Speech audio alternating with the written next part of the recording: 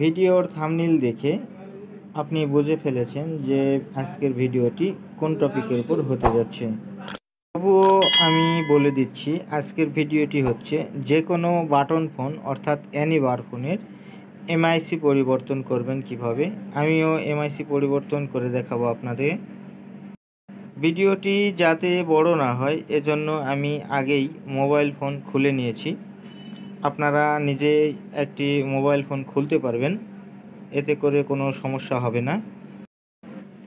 Mobile ফোনের মাদারবোর্ডে যেখানে MIC লাগানো থাকে ঠিক সেখান থেকে এমআইসিটি খুলে নেবেন এবং এমআইসি ঠিক আমি যেভাবে লাগিয়ে দিলাম অর্থাৎ আপনারা যেভাবে খুলে নেবেন ঠিক সেভাবে আবারও প্রতিস্থাপন করবেন বা সোল্ডারিং দিয়ে এমআইসিটি লাগিয়ে নেবেন, নিয়ে সুন্দর করে বডিতে সেট করবেন যাতে করে তার ছিঁড়ে না যায় এমআইসির বা মাইক্রোফোনের, সেদিকে খেয়াল রাখবেন।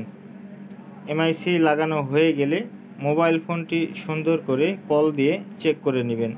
আমি মোবাইল ফোনটি চেক করে নিয়েছি অলরেডি এবং বাটনগুলোর কোনো সমস্যা আছে কি না এগুলো আপনাদের দেখানোর চেষ্টা করছি এবং আমি ফোনটি চেক করছি যে অন্যান্য আর কোনো সমস্যা আছে কি না। তো ভিডিওটি যদি ভালো লাগে অবশ্যই লাইক, কমেন্ট এবং শেয়ার করবেন এবং আমার সাথেই থাকবেন। তো আজকের মতো ভিডিও এ পর্যন্তই। আগামী ভিডিও আসা পর্যন্ত আপনারা সবাই সুস্থ থাকবেন।